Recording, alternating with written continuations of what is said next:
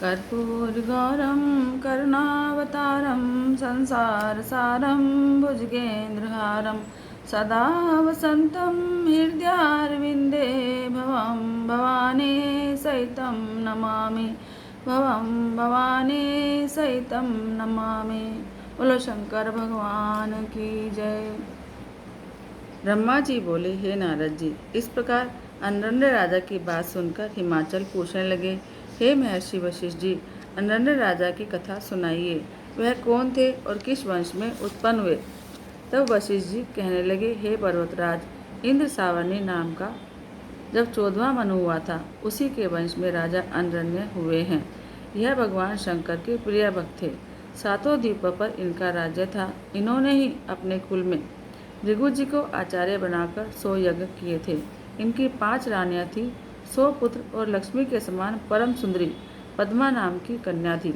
यह कन्या राजा और रानियों की बहुत प्यारी थी। राजा बड़े उदार आत्मा थे।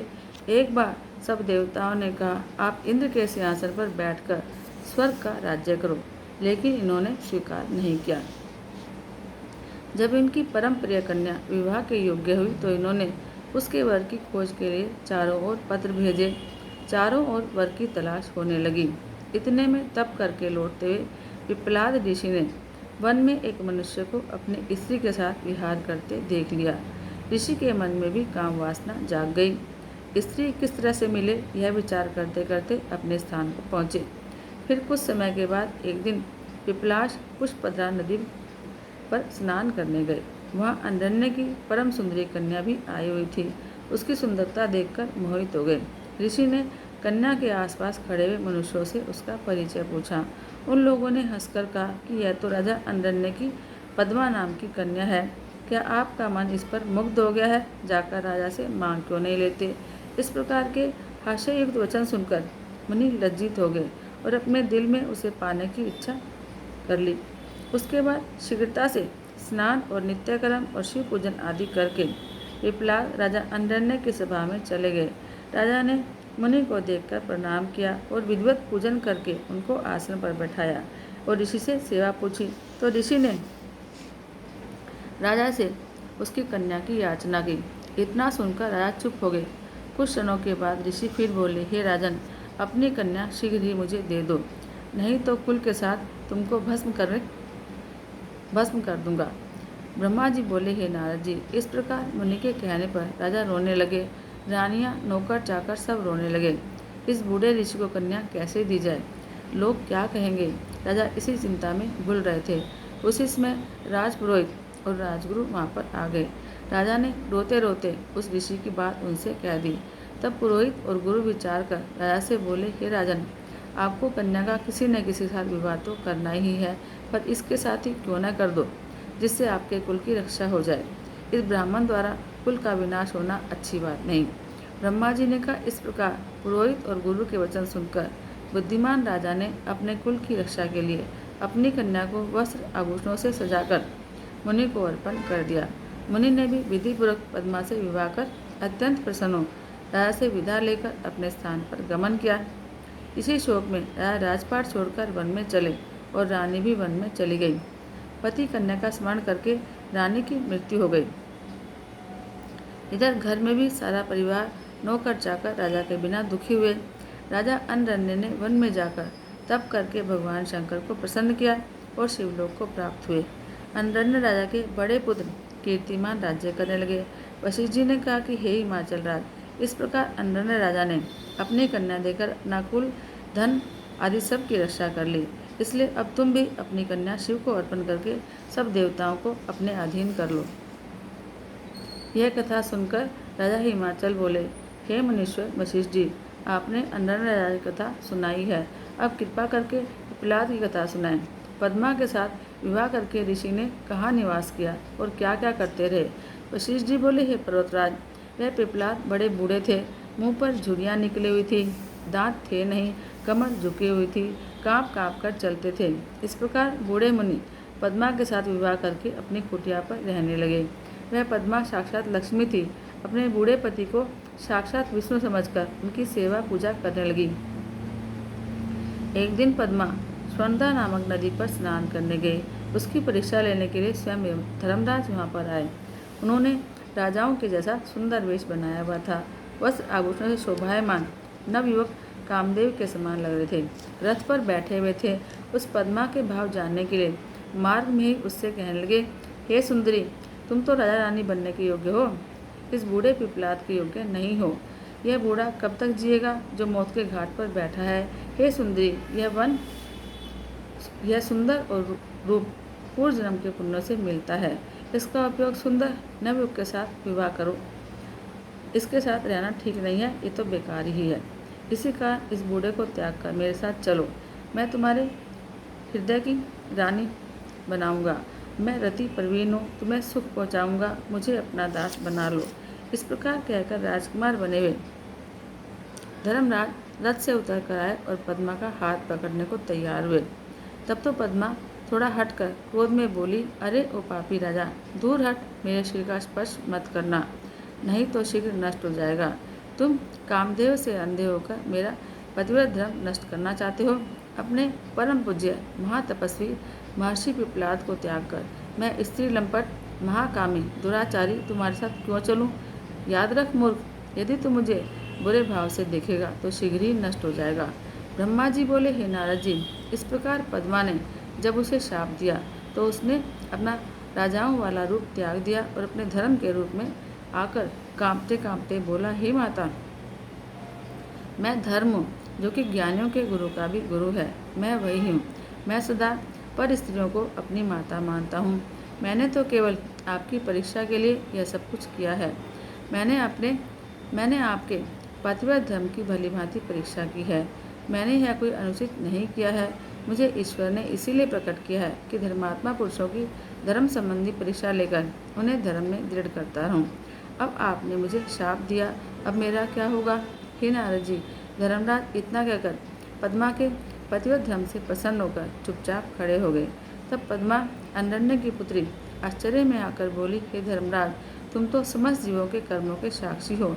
मेरी परीक्षा के लिए ढोंग क्यों रचा? अब इसमें मेरा क्या वश है? मैं तो आपको शाप दे चुकी। मेरा शाप अन्यथा तो हो नहीं सकता। चाहे आकाश, दिशाएं, वायु आदि नष्ट हो जाएं, किंतु पतिव्रता स्त्री का शाप कभी नष्ट नहीं होता। और तुम भी शुद्ध सनातन रूप हो और व्यापक हो। यदि तुम्हारा नाश हो भी गया तो सत्य कहाँ रहेगा? यह तो मैं बड़ा अनर्थ कर बैठी, अब क्या किया जाए?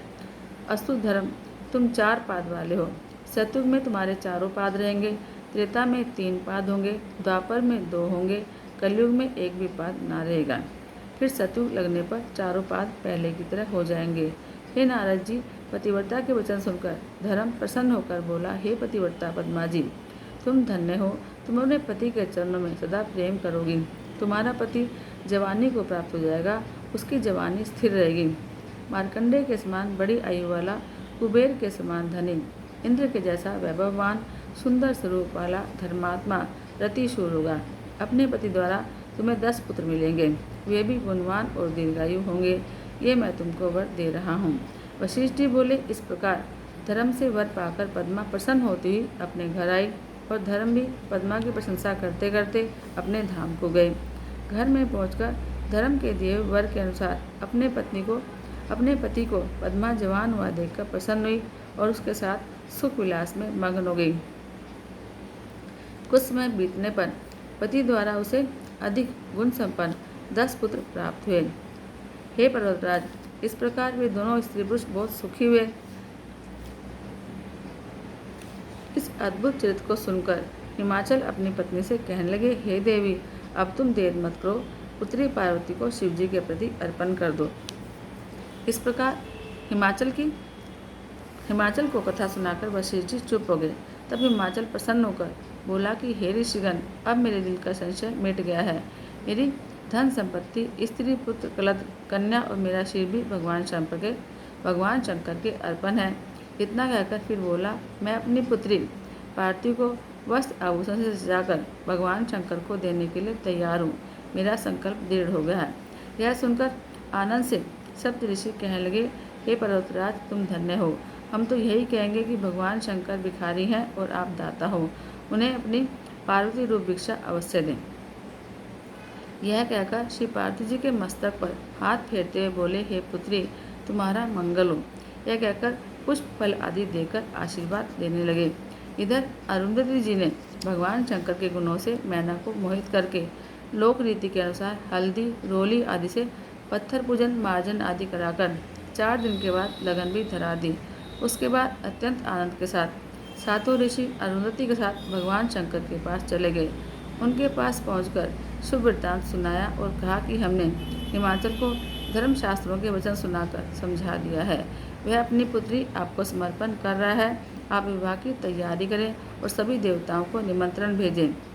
उसके बाद हिमाचल ने अपने सगे संबंधियों को बुलाकर प्रसन्नतापूर्वक अपने पुरोहित श्री गर्ग जी के साथ लगन पत्र लिखवाया और उसका पूजन करके अनेकों सामग्री के साथ भगवान शंकर के पास भिजवा दिया। भगवान शंकर के पास पहुँचते ही उन्होंने लाने वाले पुरोहित का भली भांति आदर सत्कार किया। उसके बाद पर्वतराज ने दूर दूर में रहने वाले अपने भाई बंधुओं को निमंत्रित किया। फिर वस्त्र, आभूषण, विविध प्रकार के रत्न आदि वस्तुओं का संग्रह करने लगे। अनेकों प्रकार की मिठाइयाँ, पकवान आदि बनाने के लिए अनेकों शिल्पी, हलवाई लगा दिए गए। सब प्रबंध होने लगा और सौभाग्यवती नारियां मंगल गान करने लगी। श्री पार्थिव जी का श्रृंगार करने लगी। अनेकों प्रकार के साज श्रृंगार और वेश से सुशोभित होकर स्त्री समाज इकट्ठा हो गया। लोकाचार की रीतियाँ होने लगी। हे नारद जी, हिमाचल से निमंत्रित होकर परिवार के साथ सभी व्रत अलंकृत होकर पहुँच गए।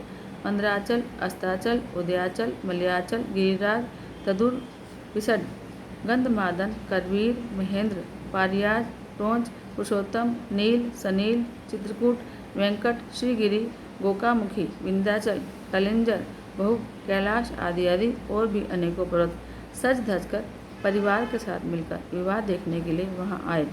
इस प्रकार सोनभद्रा, नर्मदा, गोदावरी, यमुना, ब्रह्मपुत्र, सिंध, शतद्र, विपाशा, चंद्रभागा, भागीरथी, गंगा आदि नदियों की दिव्य रूप धारण कर वस्त्र अलंकारों से विभूषित होकर सदाशिव के विवाह देखने के लिए हिमाचल के यहाँ आई। हिमाचल ने उनका हर्ष विभोर कर सत्कार किया और सुंदर सुंदर स्थानों पर उन्हें ठहरने का प्रबंध किया। और फिर वे प्रसन्न होकर नगर को सजाने लगे। इसके बाद विश्वकर्मा को बुलाकर मंडप रचने को कहा। विश्वकर्मा ने आज्ञा का पालन किया। उन्होंने एक शोभायमान मंडप 10,000 योजन लंबा चौड़ा रच दिया, जो कि 40,000 कोस में था। उस मंडप में उसने अपनी निपुणता दिखा दी। अनेकों प्रकार के स्थावर, जंगम, पुष्प, स्त्री, पुरुष आदि की मूर्तियाँ बनाई गई। जल में थल और थल में जल दिखाई दे रहा था। देखने वालों का मन मोहित हो जाता था।